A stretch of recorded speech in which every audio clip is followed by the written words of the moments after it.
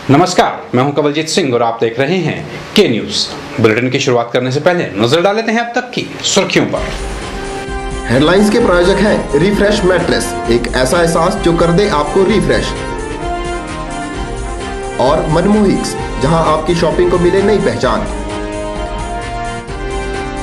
Somalia लुटेरों की कैद से हिमाचली युवक छुड़वाने के लिए गंभीर नहीं है सरकारें। 2 वर्ष से गिरफ्त में है कांगड़ा का अमन। बिना बजट की घोषणाएं कर रही है भाजपा सरकार। पूर्व मंत्री जीएस बाली ने जोड़े आरोप। भाजपा ने शुरू किया सदस्यता अभियान। घर घर पर पार्टी के झंडे और स्टिकर लगाने के कार्यकर्ताओं को मिले आदेश। और चंबा सड़क दुर्घटना के बाद जागने लगी है पुलिस। पालमपुर में 3 बस चलान होने पर लाइसेंस होगा रद्द। और अब खबरें विस्तार से। 26 नवंबर 2010 से सोमालिया लुटेरों की कैद में रह रहे कांगड़ा जिला के अमन को छुड़ाने के लिए ना तो राज्य सरकार गंभीर नजर आ रही है और ना ही केंद्र सरकार। लुटेरों ने अमन को छुड़ाने के लिए 45 दिनों का अल्टीमेटम दे रखा है, जिसमें से 29 दिन बीत चुके हैं। हिमाचल के कांगड़ा जिला के अमन को सोमालिया के लुटेरों ने कैद कर अमन को छोड़ने की एवज में लाखों डॉलर की मांग की है। लुटेरों ने 45 दिन का अल्टीमेटम दिया है, नहीं तो फिर अमन को मौत के घाट उतारने की धमकी भी दी है। धमकी दिए हुए 29 दिन बीत गए हैं। अमन को अगवा किए हुए 20 महीनों से भी ज्यादा का समय बीत चुका है। अमन शर्मा मलेशिया की शिपिंग कंपनी के समुद्री जहाज में बतौर क्रू सदस्य कार्यरत है। 26 नवंबर 2010 को भारतीय समुद्र के पश्चिमी मालदीव में सोमालिया के समुद्री लुटेरों ने जहाज के सभी 23 क्रू सदस्यों को बंधक बना लिया था। इनमें 2 भारतीय, 7 पाकिस्तानी, 6 बांग्लादेशी, 7 श्रीलंकाई और 1 ईरानी नागरिक शामिल था। अमन के परिवार वालों के मुताबिक उनकी 3 अगस्त को बेटे से फोन पर बात हुई।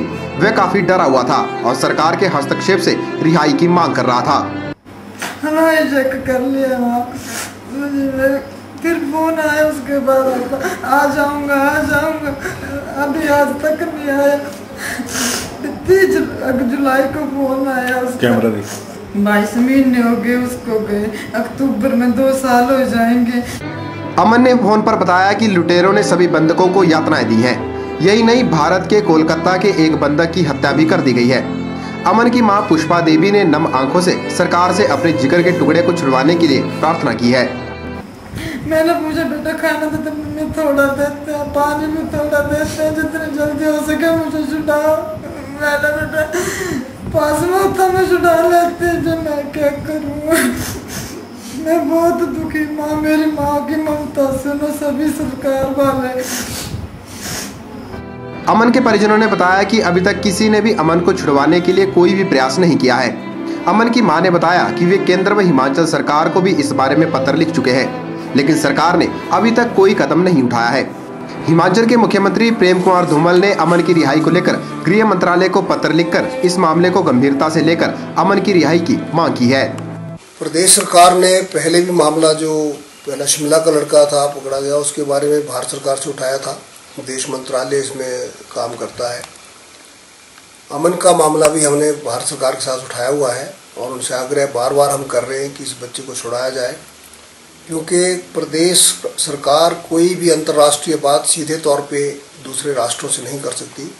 हर मामला भारत सरकार के माध्यम से किया जाता है। इस मामले में हम लगातार उनसे आग्रह कर रहे हैं कि उसमें हस्तक्षेप करें और उसको सुरक्षित वापस लाएं। गौर रहे कि पाकिस्तान ने अपने सभी नागरिकों को लुटेरों की मांग पर विदेशी करेंसी देकर रिहा करवा लिया है। लुटेरे इंडियन नेवी द्वारा गिरफ्तार 5 समुद्री लुटेरों की रिहाई की मांग भी कर रहे हैं। अमन के माता पिता ने भारत सरकार से हस्तक्षेप कर उनके बेटे को बचाने की मांग की है। शिमला से के न्यूज के लिए निशांत भारद्वाज की रिपोर्ट। प्रदेश भाजपा सरकार के मुखिया, मंत्री और विधायक बिना बजट प्रावधान के ही आगामी विधानसभा चुनावों के मद्देनजर जनता से लुभावने वायदे कर रहे हैं। यह बात पूर्व मंत्री एवं नगरोटा विधानसभा के विधायक जीएस बाली ने धर्मशाला में आयोजित एक पत्रकार वार्ता को संबोधित करते हुए कही। धर्मशाला में आयोजित पत्रकार वार्ता को संबोधित करते हुए पूर्व मंत्री एवं विधायक जीएस बाली ने कहा कि प्रदेश की जनता आने वाले चुनावों में भाजपा सरकार को नकार कर कांग्रेस को सत्ता में लाने की ठान ली है। बाली ने कहा कि भाजपा का मिशन रिपीट नहीं बल्कि मिशन डिफीट बनकर रह जाएगा।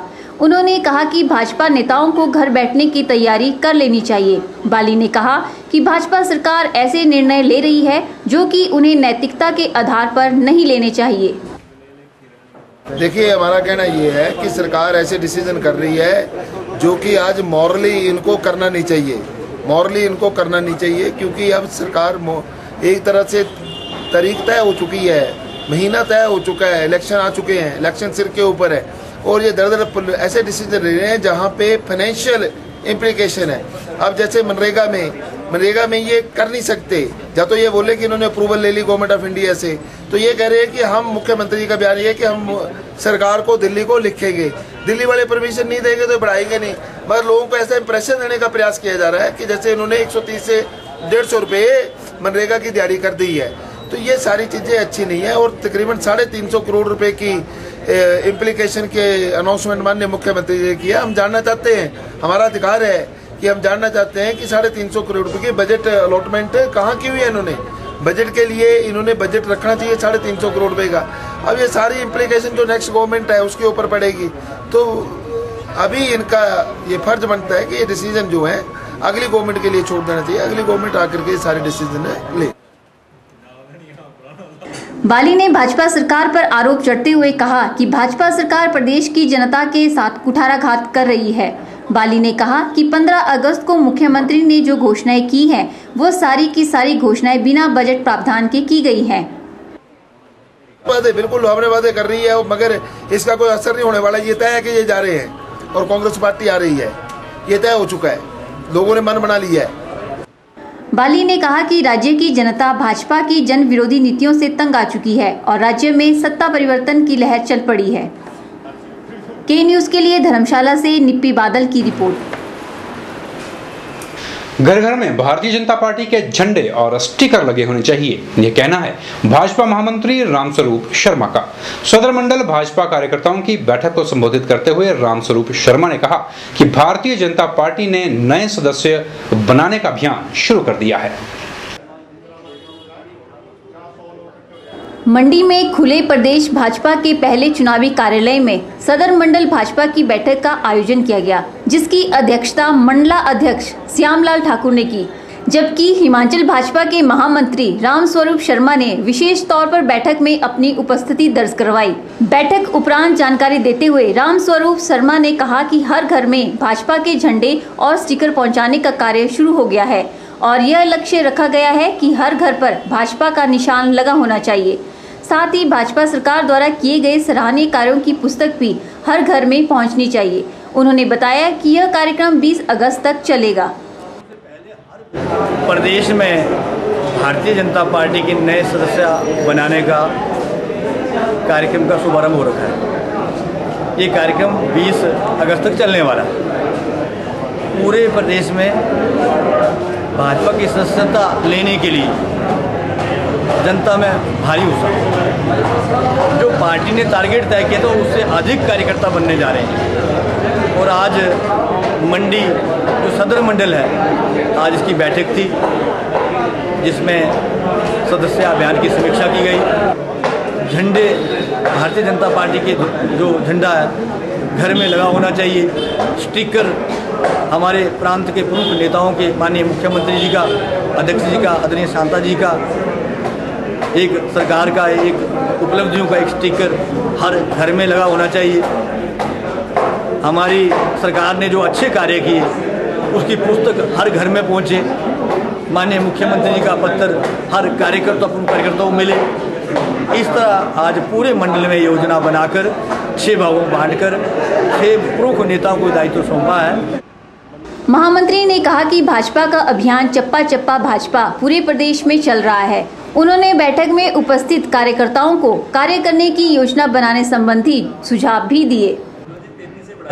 चप्पा चप्पा भाजपा अभियान पूरे प्रदेश में जो भाजपा ने अभियान चला रखा है, मंडी सदर मंडल में इस अभियान की भी समीक्षा की गई और पूरे कार्यकर्ताओं को इस काम में लगाने की योजना बनाई गई।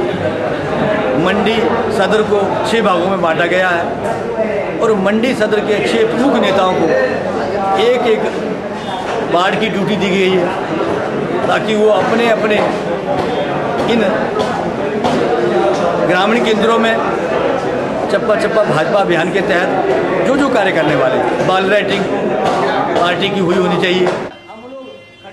बैठक में पूर्व विधायक डीडी ठाकुर, कन्हैया लाल, प्रदेश सचिव प्रवीण शर्मा, मजदूर संघ मंत्री हेमराज पठानिया व अन्य भाजपा कार्यकर्ता मौजूद रहे। ब्यूरो रिपोर्ट, के न्यूज, मंडी।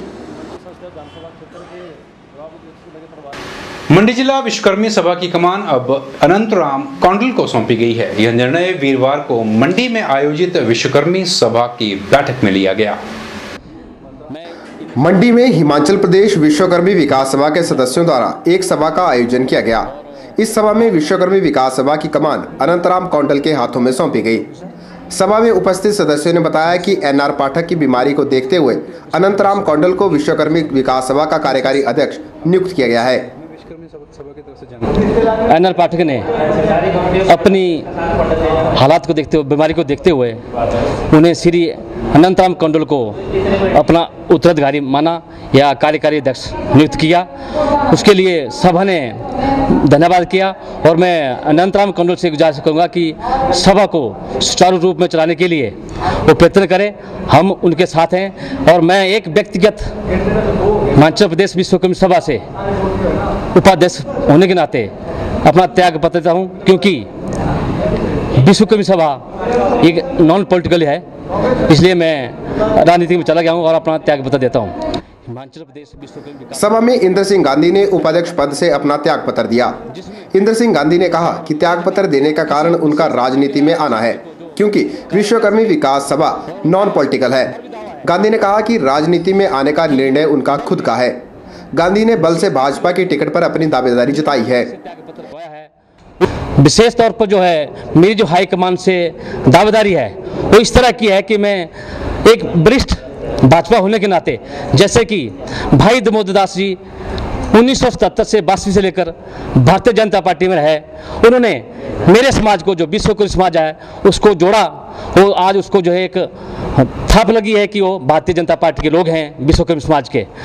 और मैं चाहता हूं कि बल में जितना भी हमारा समाज है वो भाई दामोदर दास चला था और वही समाज आज मुझे चाह रहा है कि इंद्र सिंह गांधी आ गए और हमारा नेतृत्व करे। उनमें से मैं इस मौके पर नियुक्त किए गए अध्यक्ष अनंतराम कौंडल ने पार्टी की जानकारी देते हुए बताया कि पूर्व विधायक स्वर्गीय दामोदर दास के प्रयासों से ही विश्वकर्मी सभा का गठन हो पाया है।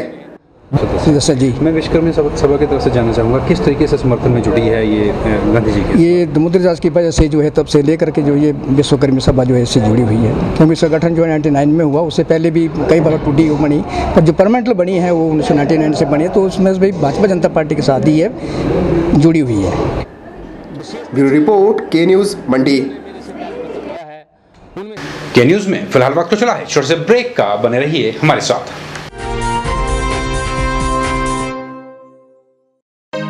सबसे सस्ते दिन 13 से 18 अगस्त तक, जो चाहे सस्ता पाएं। आइए गुरु कृपा में, जहां आप पाएंगे क्रॉकरी, अप्लायंसेस और लगेज पर भारी छूट। यह ऑफर सिर्फ 13 से 18 अगस्त 2012 तक ही सीमित है। जल्दी कीजिए। रिफ्रेश ब्रांड का मैट्रेस अब आपके लिए। रिफ्रेश का फ्रेश फोम मैट्रेस आपके शरीर के प्रेशर पॉइंट को देता है बेहतर मसाज। ल्यूक्स रिबाउंड मैट्रेस आपके शरीर के कुछ एक्स्ट्रा कंफर्ट के लिए। स्प्रिंग जिंक मैट्रेस, जैसा कि इसका नाम ही बताता है, ये आपके वजन के मुताबिक देगा आपके शरीर को राहत। और कंप्रेस्ड कोयर और फोम निर्मित चैप मैट्रेस, ठोस व सुखद एहसास के लिए। तो आज ही अपने घर ले आइए इस एहसास को, जो कर देगा आपको रिफ्रेश। आपके मंडी शहर में खुल गया है dental care clinic, multi speciality dental clinic, जिसमें आपको मिलेगा ऑर्थोडोंटिक्स यानी टेढ़े मेढ़े दांतों का इलाज। वर्ष भर 24 घंटे यहाँ उपलब्ध रहती हैं। Lingual braces, self ligating, ceramic braces, metal braces, orthopaedic treatment, orthognathic surgery, cleft ortho जैसी आधुनिक सुविधाएं। ये सभी सुविधाएं डॉक्टर विशाल सेठ द्वारा दी जाएंगी, जो कि हिमाचल के एकमात्र IBO क्वालिफाइड विशेषज्ञ हैं। डॉक्टर विशाल हिमाचल डेंटल कॉलेज सुंदरनगर में भी सहायक प्रोफेसर के रूप में अपनी सेवाएं दे रहे हैं। यहाँ विशेषज्ञों द्वारा इम्प्लांट्स, रूट कैनाल ट्रीटमेंट, दांतों की filling, crown and bridge work, मसूड़ों का इलाज, बच्चों के दांतों का इलाज, नए दांत लगाना व ब्लीचिंग जैसी सुविधाएं बहुत ही कम खर्च पर दी जा रही हैं। यहाँ एम्स नई दिल्ली के भूतपूर्व विशेषज्ञ व हिमाचल प्रदेश डेंटल कॉलेज सुंदरनगर के प्रशिक्षित विशेषज्ञ भी अपनी सुविधाएं दे रहे हैं। Denta care clinic, Canara bank के सामने, मंडी, हिमाचल प्रदेश। चंबा सड़क दुर्घटना के बाद राज्य भर में पुलिस विभाग वाहन चालकों पर पैनी नजर रखने लग गया है। पालमपुर पुलिस ने नियमों का उल्लंघन करने वालों के लाइसेंस पंच करना भी शुरू कर दिया है। एक लाइसेंस के 3 बार पंच होने पर लाइसेंस को रद्द माना जाएगा। पालमपुर में अब कानून न मानने वाले वाहन चालकों पर पुलिस की पूरी नजर रहेगी और हर गलती पर लाइसेंस पंच किया जाएगा। 3 गलतियों पर लाइसेंस पंच होने पर लाइसेंस रद्द कर दिया जाएगा। पुलिस शराब पीकर गाड़ी चलाने, वाहन चलाते समय मोबाइल का इस्तेमाल करने, तरह तरह के हॉर्न इस्तेमाल करने और अंडर एज वाहन चालकों पर खास नजर रखेगी। जो भी विदाउट ये कार ड्रंक ड्राइविंग कर रहा होगा, मोबाइल यूज़ कर रहा होगा, मोबाइल ड्राइविंग, या फिर जो भी गाड़ियों में ये पॉलीफोनिक रिंगटोन्स या उस तरह का फोन्स को यूज़ कर रहे हैं, उन कंडीशंस पर और ट्रैफिक के बाकी नियमों की भी जो अवहेलना हो रही होगी, अकॉर्डिंगली उनमें लाइसेंस को पंच किया जाएगा। जैसे ड्रंक ड्राइविंग में रिपीट ऑफेंसेस में उसका लाइसेंस सस्पेंशन के लिए जाएगा। बाकी जो भी जिस तरह के ऑफेंसेस होंगे जिनमें इनहांस पनिशमेंट का प्रोविजन है तो इनहांस पनिशमेंट होगा, जहाँ पर लाइसेंस सस्पेंशन का प्रोविजन है वहाँ लाइसेंस सस्पेंड होगा। पुलिस स्कूली छात्रों पर भी नजर रखेगी जो बिना हेलमेट के तेज रफ्तार में वाहन दौड़ाते हैं। पुलिस विभाग ऐसे कम उम्र वाहन चालकों के परिजनों को बुलाकर आगे के लिए चेतावनी देकर जुर्माना वसूल करेगी व भविष्य के लिए आगाह किया जाएगा, जिससे कि सारी बात परिजनों की जानकारी में भी रहे। इसके साथ ही पार्किंग नियमों का उल्लंघन करने वालों के खिलाफ भी पुलिस सख्त कार्रवाई करने की बात कह रही है। रूटीन में पुलिस में यहाँ पे पालमपुर शहर में या फिर सब डिवीज़न में जहाँ पे भी नो पार्किंग एरियाज ऑथराइज्ड है, सिर्फ वहीं पे पार्किंग के लिए अलाउ किया जाता है। और उसके अलावा किसी भी इलाके में जहाँ पे गाड़ी अगर किसी ने विदाउट परमिशन या नो पार्किंग जोन में खड़ी की हो तो उसका जो भी उसका आइडियल पार्किंग का चालान किया जाता है। अगर ऐसा कोई पर्टिकुलर जगह या कोई ऐसी जगह होगी वो किसी कमर्शियल बैंक या एटीएम के आसपास होता है, जैसे आप कह रहे हो कि उस तरह का अगर किसी पर्टिकुलर जगह पे इस तरह का अगर देखा जाएगा तो अकॉर्डिंगली एक्शन लिया जाएगा, उन पर आइडियल पार्किंग का चालान होगा और जो भी पर्सन वहाँ रिस्पॉन्सिबल होगा उसको उसके लिए हिदायत दी जाएगी। पालमपुर में नियम का उल्लंघन करने पर वाहन चालक का लाइसेंस पंच करने की प्रक्रिया शुरू कर दी गई है। के न्यूज के लिए पालमपुर से दीपक राणा की रिपोर्ट। मंडी जिला वन अराजपत्रित कर्मचारी महासंघ के अध्यक्ष पीर सहाय ठाकुर को राज्य कार्यकारिणी में उपाध्यक्ष के पद का दायित्व सौंपा गया है। पीर सहाय ठाकुर ने अपनी ताजपोशी के लिए सभी कर्मचारियों का आभार व्यक्त करने के साथ ही उनकी समस्याओं के समाधान को अपनी प्राथमिकता बताया। उन्होंने कहा कि जल्द ही कार्यकारिणी का विस्तार कर दिया जाएगा। हमारे वन अराजपत्रित कर्मचारी महासंघ हिमाचल प्रदेश राज्य स्तरीय के चुनाव कांगड़ा में ज्वालाजी माता के चरणों में संपन्न हुए। तो उसमें हमारे चुनाव 5 साल पहले राज्य स्तरीय के चुनाव हुए थे। यमराज शास्त्री जो महाराज जी ने निधन हो चुका था, कुछ लंबे समय के बाद हमारे चुनाव हुए।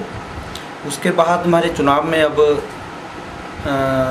बड़े अच्छे ढंग से हमारे चुनाव हुए वहाँ, जिसमें तुलसीराम अध्यक्ष शिमला से अध्यक्ष पद में चुने गए और उपाध्यक्ष जो मुझे चुना गया, महासचिव जो बिलासपुर से पवन कुमार जी को चुना गया।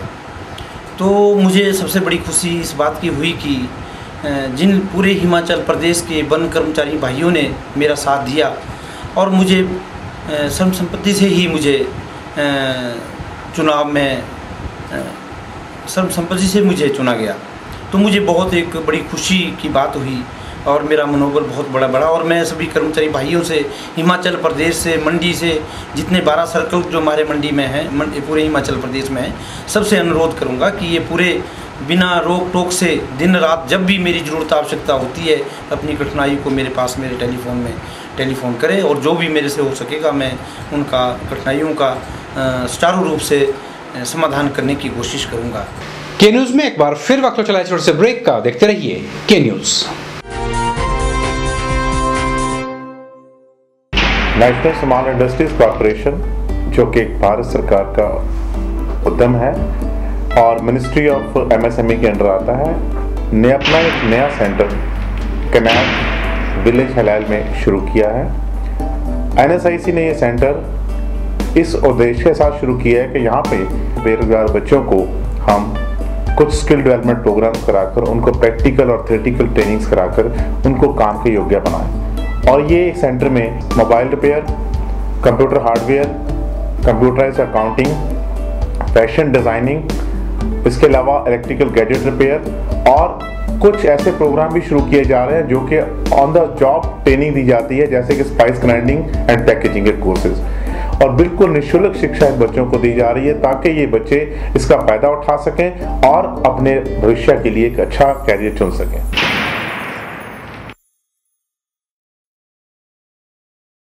हड्डियों के दर्द से परेशानी कब तक? हड्डियों के ऑपरेशन से डर कब तक? भूल जाइए ऑपरेशन के दर्द को और इलाज करवाइए आधुनिक तकनीक ऑर्थोस्कोपी से। प्रदेश में पहली बार बिना ऑपरेशन के हड्डियों के दर्द को खत्म करने की तकनीक लेकर आया है हरिहर हॉस्पिटल।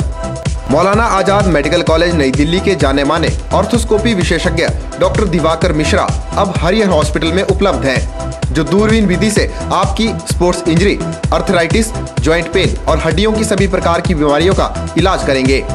ऑर्थोस्कोपी विधि से इलाज करवाने पर आप कुछ ही घंटों के बाद मरीज को अपने घर ले जा सकते हैं। नई ऑर्थोस्कोपी तकनीक का जिले के कई लोग लाभ उठा चुके हैं, तो आप क्या अभी भी ऑपरेशन के दर्द का इंतजार कर रहे हैं? संपर्क करें Harihar hospital, national highway 21, Gutkar, मंडी, हिमाचल प्रदेश।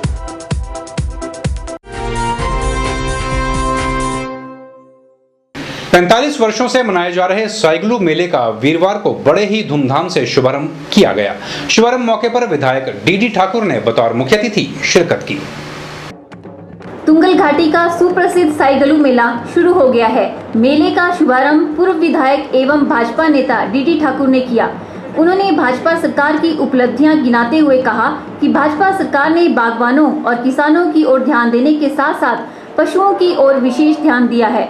पशुओं की चिकित्सा के लिए प्रदेश सरकार ने पशुधन आरोग्य योजना का शुभारंभ किया है। सदर की 8 पंचायतों में यह सुविधा मुहैया करवाई जा रही है।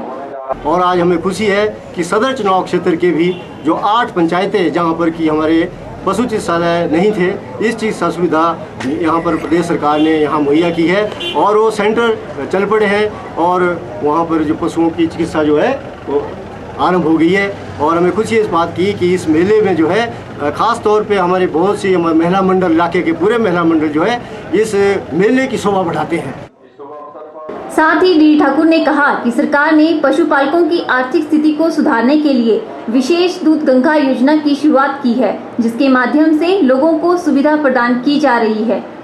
और यहाँ पर विशेष तौर पे सरकार ने हमारे जो पशुपालक हैं उनकी आर्थिक स्थिति को मजबूत करने के लिए जो है मुख्यमंत्री पशुधन आरोग्य पशुधन योजना के अंतर्गत जो है उनके लिए विशेष एक योजना, एक इसके साथ 300 करोड़ रुपए की दूध गंगा योजना, और दूध गंगा योजना के माध्यम से हमारे जो सेल्फ हेल्प ग्रुप्स हैं और व्यक्तिगत रूप में भी जो है प्रदेश सरकार जो है दुधारू पशु खरीदने के लिए 5 लाख से लेकर 50 लाख रुपए का उसमें ऋण की सुविधा प्रदान की गई है, जो कि आसान किस्तों में और 33% सब्सिडी में जो है लोगों को उस सुविधा प्रदान की जा रही है। डी ठाकुर ने विधिवत रूप से बैलों का पूजन किया और साथ ही मेले की सफलता की कामना भी की। ब्यूरो रिपोर्ट, के न्यूज, साइगलू। के न्यूज में फिलहाल इतना ही। कवलजीत सिंह को दीजिए इजाजत। नमस्कार।